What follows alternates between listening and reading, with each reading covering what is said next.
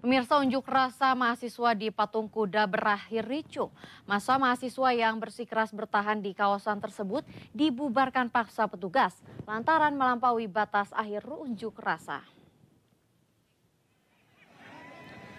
Masa mahasiswa yang bertahan di kawasan Patung Kuda Jakarta akhirnya dibubarkan polisi karena sudah melampaui batas waktu berunjuk rasa.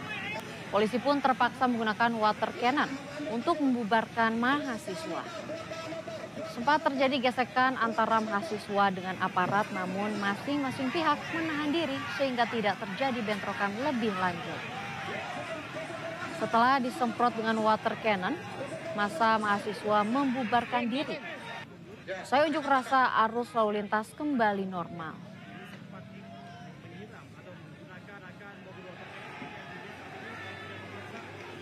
Sementara sosok ayah almarhum Eki, Ibtu Rudiana, kembali jadi sorotan karena tidak pernah muncul ke publik.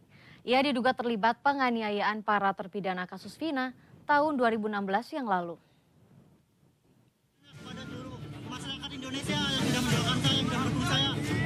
Benang kusut kasus pembunuhan Vina memasuki babak baru. Pasca Peggy Setiawan menang gugatan pra-peradilan, maka konstruksi hukum kasus ini harus diurai dari awal. Tak tanggung-tanggung, Mabes Polri mengerahkan Propam dan Itwasum untuk melakukan evaluasi dan memberi asistensi menangani kasus ini. Sementara laporan terhadap orang-orang yang berkaitan dengan kasus ini tetap dilakukan. Setelah melaporkan Aib dan Dede atas dugaan kesaksian palsu, tim kuasa hukum terpidana kasus Vina kali ini melaporkan ayah almarhum Eki, Ibtu Rudiana. Ibtu Rudiana dibidik lantaran diduga terlibat kekerasan dan penyiksaan pada para terpidana tahun 2016 silam. Bukan tanpa alasan, sosok Rudiana tidak pernah muncul sejak kasus Vina mencuat ke publik. Hal ini membuat masyarakat berspekulasi tentang adanya hal yang ditutupi oleh Rudiana. Kita semua juga tidak mau berspekulasi apabila memang ada dugaan tindak pidana, apabila ada temuan-temuan lainnya silakan sesuai dengan prosedur hukum, dan kita negara hukum wajib menghormati itu. Apalagi isu-isu yang berkembang juga terhadap Ibtu Rudiana dibilang isu narkoba lah, isu lainnya lah, dan lain-lain. Itu semua saya nyatakan itu hoax ya.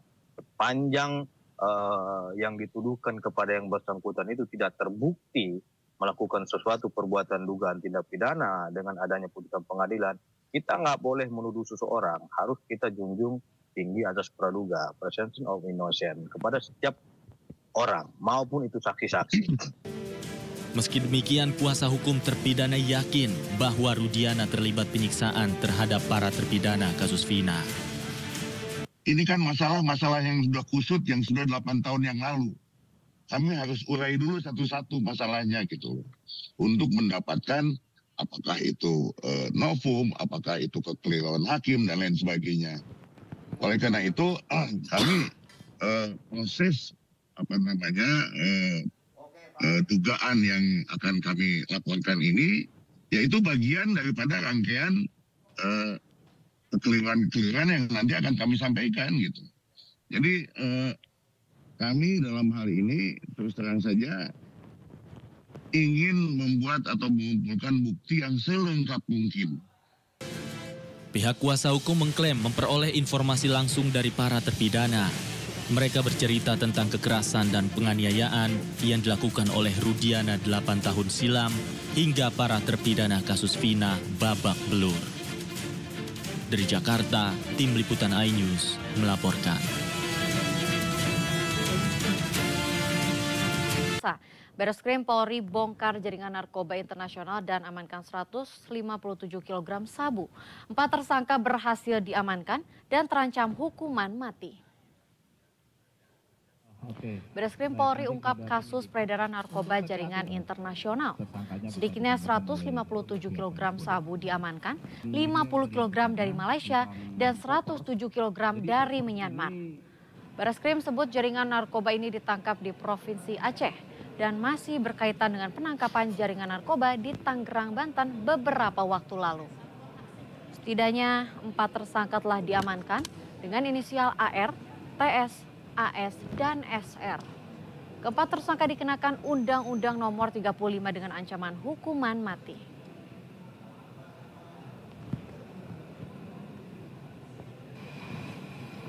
Total barang bukti yang disita dalam TKP adalah 1 sabu sebanyak 157 kg, di mana dilakukan penangkapan di Aceh Utara dan di Tangerang, Banten.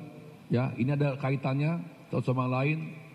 Ya, pengembangan dari Aceh dapat diungkap di Banten, totalnya 157 kg.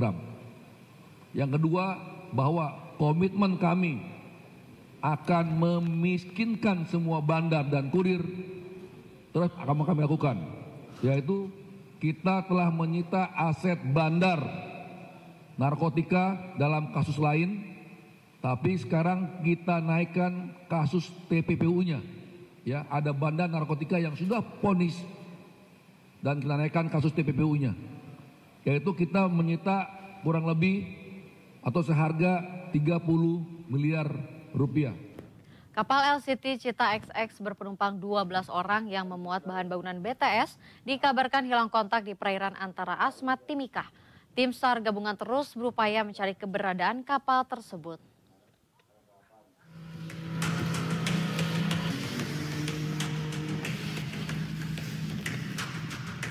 Tim SAR gabungan kembali melanjutkan pencarian kapal LCT Cita 20 yang hilang kontak di lokasi yang dicurigai menjadi tempat persinggahan kapal pengangkut bahan bangunan BTS Bakti Kominfo di perairan Papua.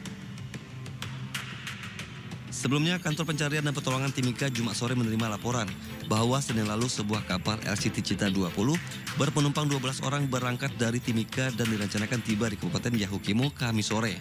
Namun hingga saat ini keberadaan kapal berikut penumpangnya belum diketahui.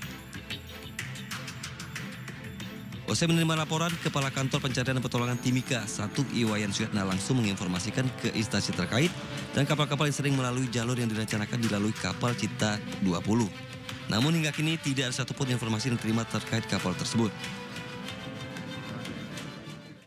Selanjutnya kami melaksanakan pencarian di hari Sabtu dengan melaksanakan pencarian di kurang lebih jaraknya dari Asmat 35 nautical mile dan memeriksa jalur-jalur pelayaran. Namun masih dalam hasil pencarian ini. Sampai saat ini masih kita laksanakan pencarian, mudah-mudahan di hari ini bisa kita temukan dalam keadaan selamat. Tim SAR gabungan pun dikerahkan menggunakan RIB Basarnas dari Pos Pencarian dan Pertolongan Asmat untuk melakukan pencarian di rute yang direncanakan dilalui kapal LCT Cita 20. Dari Timika Papua, Nathan Making, Ainus melaporkan. Pemirsa, tim kampanye daerah Prabowo Gibran Isra Daming Pramulia diangkat menjadi komisaris BUMN PT Brantas Abi Praya Persero. Sebelumnya aktor Fauzi Badila yang juga relawan Prabowo Gibran ditunjuk menjadi komisaris independen PT Pos Indonesia.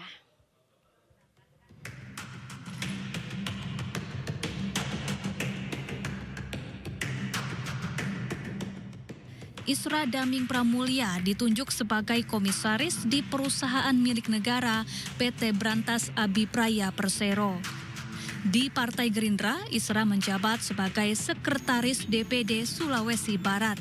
Isra juga turut menjabat sebagai Sekretaris Tim Kampanye Daerah Prabowo Gibran pada Pilpres 2024. Selain Isra, Fauzi Badila juga diangkat sebagai Komisaris Independen PT Pos Indonesia Persero. Fauzi Badila dikenal sebagai aktor yang membintangi sejumlah film di tanah air. Fauzi juga merupakan kader Partai Gerindra yang bergabung dalam TKN Prabowo Gibran di Pilpres 2024.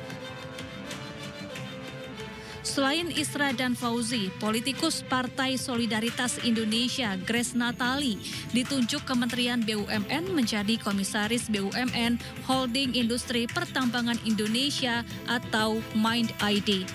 Mind ID merupakan holding dari perusahaan BUMN seperti PT Antam, PT Bukit Asam, PT Freeport Indonesia, PT Inalum, dan PT Timah. Jelang Pilkada DKI Jakarta 2024, sejumlah nama meramaikan bursa calon gubernur DKI Jakarta. Di antaranya Anies Baswedan, Ridwan Kamil, Sandiaga Uno, Andika Perkasa, Bahkan nama Kaisang dan Yusuf Hamka turut meramaikan bursa calon gubernur DKI.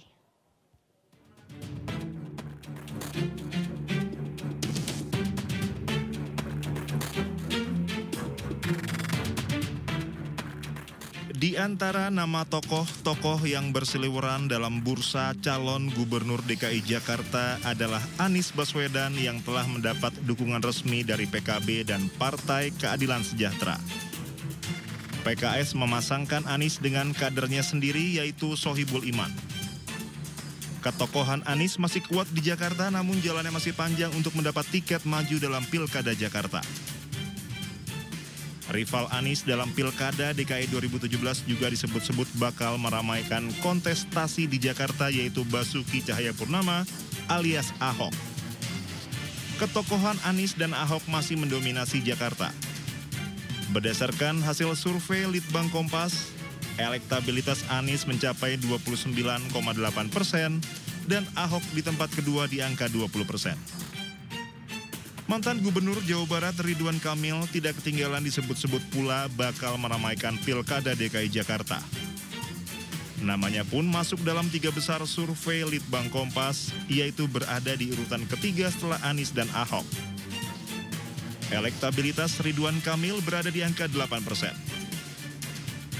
Namun yang menarik, nama pengusaha jalan tol yang juga kader Partai Golkar Yusuf Hamka tiba-tiba muncul dan mendapat mandat langsung dari DPP Partai Golkar sebagai calon gubernur DKI Jakarta.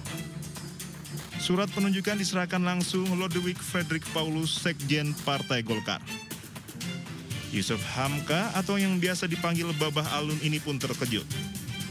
Sebelumnya ia ditunjuk sebagai wakil gubernur Jakarta mendampingi Kaisang. Pengamat politik menilai Babah Alun dan Kaisang punya tugas berat menandingi elektabilitas Anies Baswedan.